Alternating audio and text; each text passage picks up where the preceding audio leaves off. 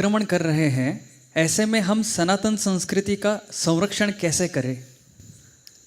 एक बात समझ लो अच्छे से, सनातन संस्कृति को कोई मिटा नहीं सकता।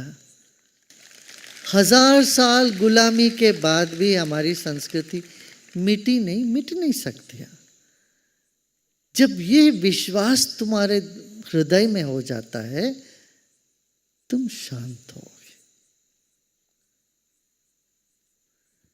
नहीं तो हमारे मन में द्वेष भर जाता है। द्वेष भर जाना बहुत बड़ा कमजोरी है।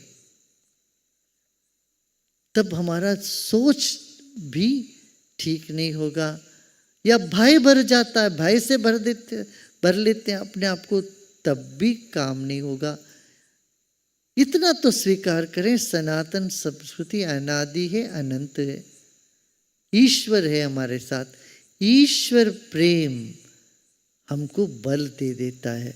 अच्छा, अब दूसरी बात है, ईश्वर का प्रेम है, ईश्वर करे जी हम क्यों करें करके बैठना नहीं। ये भी बड़ा नुकसान हो गया देश में। अरे भगवान करेगा। सोमनाथ में ऐसे ही बैठे थे, भगवान शिव अवतरित होंगे, शत्रुओं का हनन करेंगे, ऐसे सोच के कर। अरे भगवान शिव तुम्हारे भीतर बैठा है, वो बोल रहा है ना रक्षा करो, क्यों नहीं करते हो? ये नहीं सोचते कहीं ऊपर से भगवान टपकेंगे, समझते हैं। ऐसा नहीं होता। दैवम मानुष्य रूपेण कहा गया, भगवान मनुष्य के रूप में। इसीलिए तुम अपना कर्तव्य में रहो। सनातन संस्कृति के बारे में बताओ, समझाओ, और लोगों के मन में जो भ्रम है उसको दूर करो और रक्षा के लिए पूरा प्रयत्न करो। कोई प्रहार करे, उससे रक्षा अपने आप को करने के लिए पूरी तैयारी रखनी चाहिए हमें। भाई, जब चोर आता है तो दरवाजा खोल के हम छोड़ते नहीं। जब जानते गांव में, शहर में चोर है तो सब खुला नहीं छोड़ते दरवाजा। घर की कुंडी लगा के रखते हैं, ताला जहां लगाना वहां लगा के रखते हैं, सुरक्षा को पूरा इंतजार करके रखते हैं। हमारे यहाँ देखो, देवी देवता भगवान भी सब अस्त्र शस्त्र से खड़े हैं, हाथ में कुछ ना कुछ अस्त्र शस्त्र लेके खड़े होते हैं। श्री राम जी भी धनुष बाण लेके खड़े रक्षा के लिए। तो धर्म की रक्षा से धर्म हमको रक्षा करते, तो ये आवश्यक है। मगर भय से भयग्रस्त नहीं होना चाहिए। एक वो भगवान के विश्वास में भय दूर हो जाता है। फिर निष्ठा से हमारे भीतर कर्मठता जागती है। धर्म के प्रति निष्ठा से, देश के प्रति निष्ठा से कर्मठता जागेगी।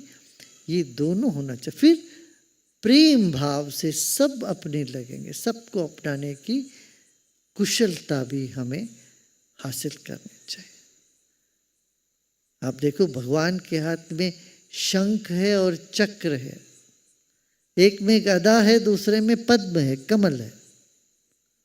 यही संदेश तुमको दे दिए। क्या? शंख आवाज से, शंख तो आवाज, पहले बातचीत से हर चीज की समाधान कर सकते हो।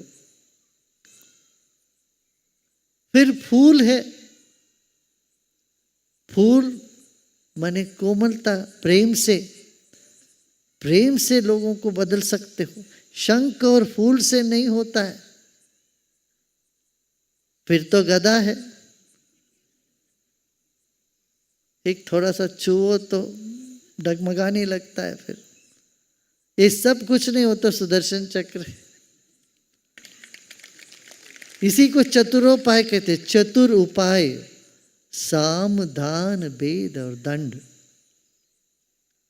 जीवन में ये कर्म में कुशलता लाने के लिए ये चारों उपाय हमें जरूरत है। तो ये भगवत्ता है।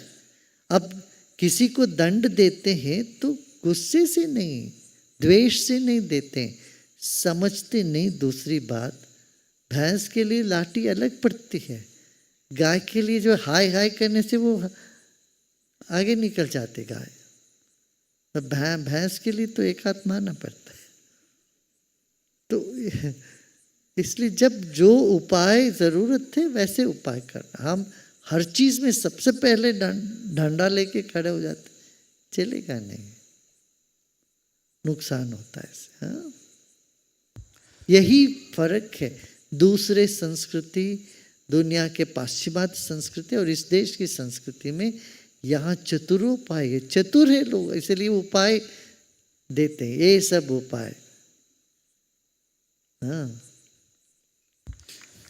गुरुदेव, अंगदान